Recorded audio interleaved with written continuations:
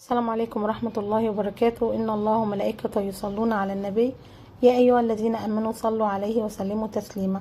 ازيكم حبايبي؟ عاملين ايه؟ يا رب تكونوا بخير وفي أحسن حال. كل سنة وانتم طيبين. احنا خلاص اهو ما شاء الله داخلين على باب من أعظم أبواب الرحمة، داخلين على أيام، لا مش أيام، دي أيام ربنا سبحانه وتعالى نفسه بيحبها، أيام ربنا أقسم بيها في القرآن، واللي ربنا طبعا يقسم بيه تبقى حاجة عظيمة قوي. ربنا سبحانه وتعالى قال والفجر وليالي العشر. الليالي دي يا جماعة اللي هي العشر الأوائل من ذي الحجة. خليني كده أحكي لكم ليه الأيام دي مختلفة وليه المفروض نستغل كل ثانية فيها. أول حاجة النبي صلوا عليه قال حديث كده يخلي قلبك يتحرك. النبي صلوا عليه قال ما من أيام العمل الصالح فيها أحب إلى الله من هذه الأيام.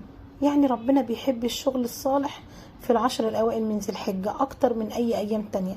فقالوا له حتى الجهاد في سبيل الله، قال لهم ولا الجهاد إلا رجل خرج بنفسه وماله ثم لم يرجع من ذلك بشيء.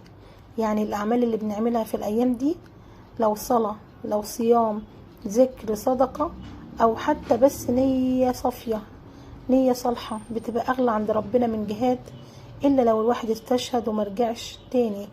يعني أيام من ذهب كده، فرصة مش بتتكرر غير مرة واحدة كل سنة.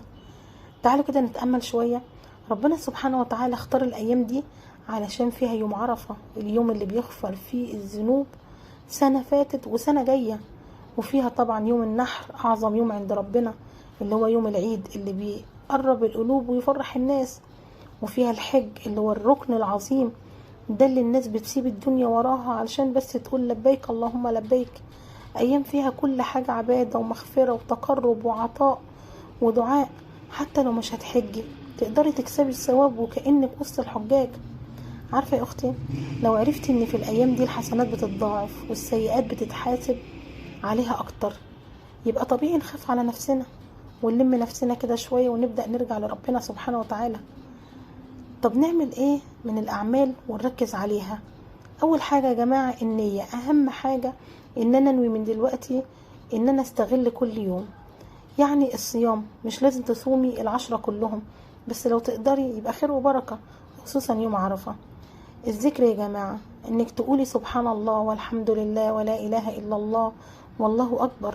النبي قال فأكثروا فيه من التهليل والتكبير والتحميد.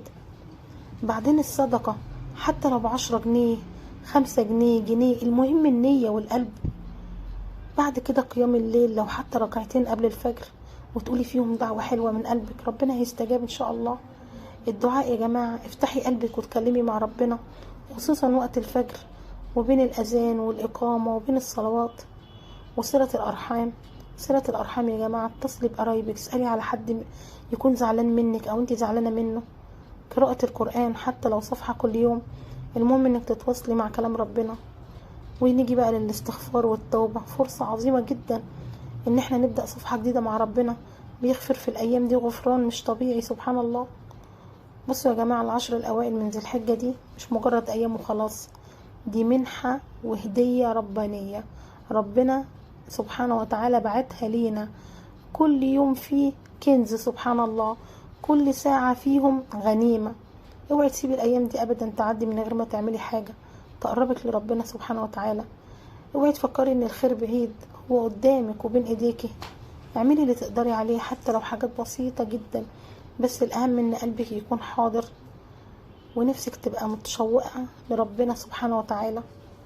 وفي آخر كلامنا عندنا كده دعاء بسيط: اللهم بلغنا العشر الأوائل من ذي الحجة وبارك لنا فيها.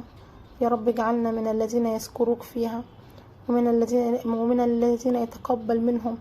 اللهم اغفر لنا ذنوبنا واستر عيوبنا وبدل حالنا لأحسن حال. اللهم ارزقنا فيه توبة نصوح وقلب جديد يا الله. اللهم اجعلنا من عتقائك من النار. اللهم لا تحرمنا خير ما عندك بشر ما عندنا، واجعل لنا في كل يوم من الأيام العشرة مغفرة ورحمة ورضا وسعادة. اللهم آمين يا رب العالمين. وآخر دعوانا أن الحمد لله رب العالمين. صلوا على من أمرتم بالصلاة عليه.